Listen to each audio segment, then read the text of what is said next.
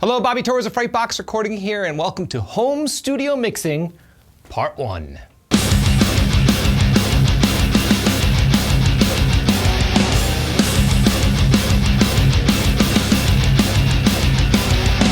So within this week's 3-part video series, I'm gonna be covering some of the common traps that many home studio owners face when mixing projects within their home studios. The truth is, as great as technology is, and as flexible as DAWs are, and as great as plugins are, you sometimes have to approach your productions and mixes in a slightly different way when mixing tracks that were recorded in a home studio. And I have news for you. I track my projects in a budget project studio, which in a sense is a home studio. So in today's video, we're gonna be talking about gain staging and low frequency management. Let's jump into it. All right, so here we are in my DAW, and I'm gonna share with you my dead simple approach to gain staging, and also how I dial in a solid low end very early on in my mix during the rough mix stage. I just wanna talk a little bit about gain staging or setting your levels when recording. Let me just say this.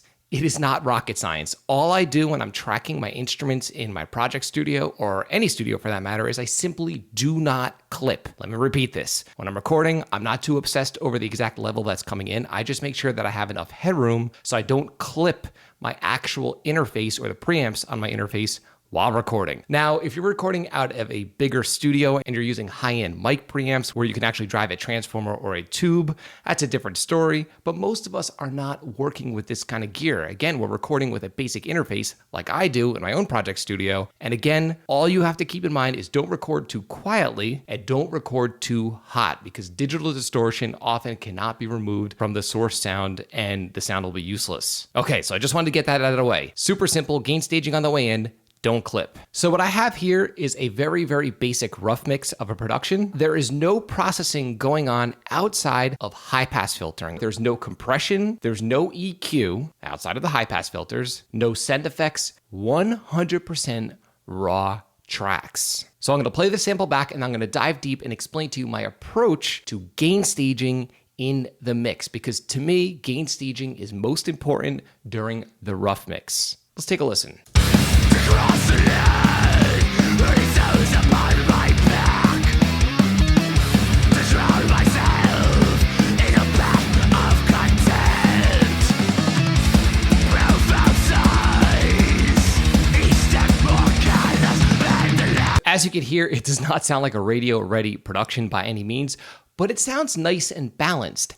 And again, absolutely no processing going on in here outside of high pass filters. And on my 2-bus, you'll see a limiter, but it's actually not doing anything. It's not removing any peaks. It's just bringing up the overall level, just so it's slightly closer to 0 and closer to commercial level. But again, it is not attenuating any of the peaks. And I do have a little bit of 2-bus compression because I like to mix through my 2-bus compressor, and it's only knocking off a couple dB. So very, very minimal processing. But when it comes to the actual tracks, 0 EQ, 0 compression. Now, much like when I'm recording on the way in, when it comes to gain staging in the mix, I'm gonna be honest with you. Before people really went crazy about this on the internet, I never even thought of this. To me, not clipping is just second nature. And that's my approach to gain staging in the mix. If you watch any of my levels, you will see no red lights. I'm not clipping anywhere. And to be honest with you, in modern day DAWs, you can clip and there are really no adverse effects. I just like to kind of practice an old school approach. I don't like to clip any of my plugins, and I don't like to see any red lights or any clipping happening in my mix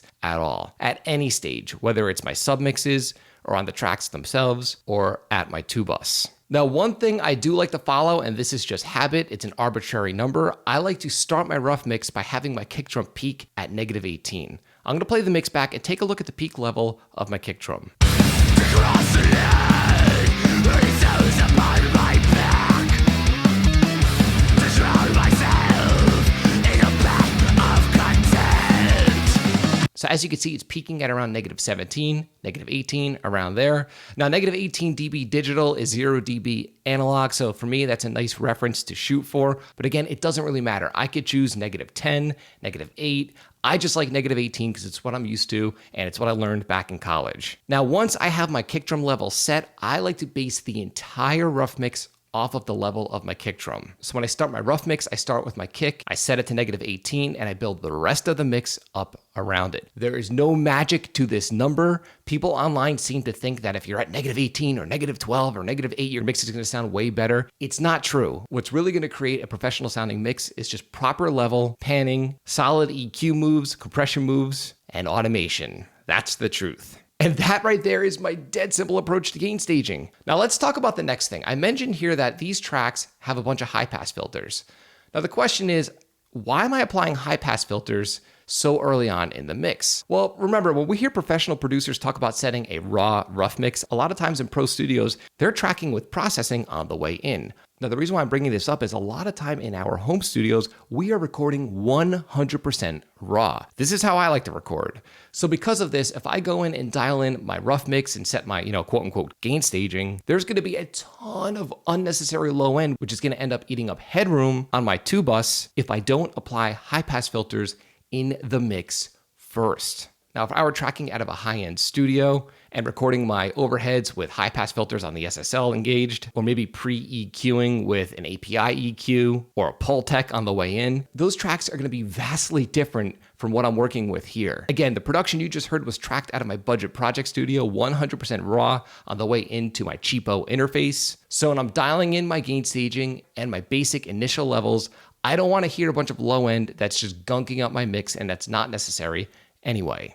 So for example, on my cymbals, I know I'm not gonna want anything below 600 hertz, so I just get rid of it before I even set my level for the cymbals. And also on my guitars, I already know I don't want anything below 70 hertz and anything above 12K.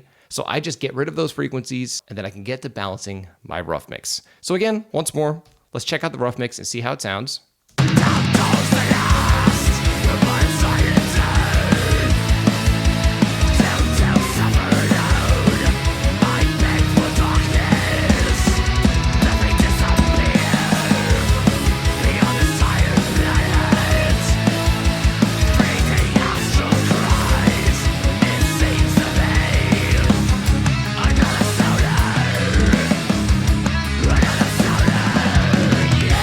So as you can hear, it's nice and in balance. No, it does not sound like a polished, mastered final mix, but still, it's a solid reference and a solid starting point for when it's time to dial in and adding EQ, compression, saturation, and all of the good stuff on the tracks themselves and on the submixes. So as you can see, gain staging and dealing with low end isn't rocket science. You just have to keep the key fundamentals in mind. And just remember that when you're recording out of a home studio, 9 times out of 10, your tracks are gonna be 100% raw. So you have to be strict and use high pass filters. It ain't more complicated than that. Now, if you're really looking to improve the sound of your mixes and productions, I don't care if you're using an analog console, outboard gear, stock plugins with Reaper, overpriced, expensive plugins, it doesn't matter. So much of your results comes down to how well you understand basic EQ and compression. And because of this, I'm offering you direct access right now to a crisp and clear heavy mix formula. The crisp and clear heavy mix formula is comprised of 3 primary components: an EQ and compression cheat sheet that you can refer to whenever you sit down to start a mix. And within the PDF guide, there are clickable links to private tutorials where I break down in detail how I mix each of the main instruments within a heavy production. And each of the video lessons comes with a multi-track download so you can mix the exact same raw multi-track that I'm mixing in the lesson. Again, the crisp and clear heavy mix formula is absolutely free right now, and you can have direct access by clicking the link below in this video's description. If you found this video helpful, like, comment, subscribe, and share. And do not forget to click the little bell icon so you can be notified every time I upload one of weekly videos on all things metal and rock production. And part 2 of this video series will be uploaded this Wednesday, so be sure to catch it if you're interested on how to deal with guitar layers. But until next time, happy mixing.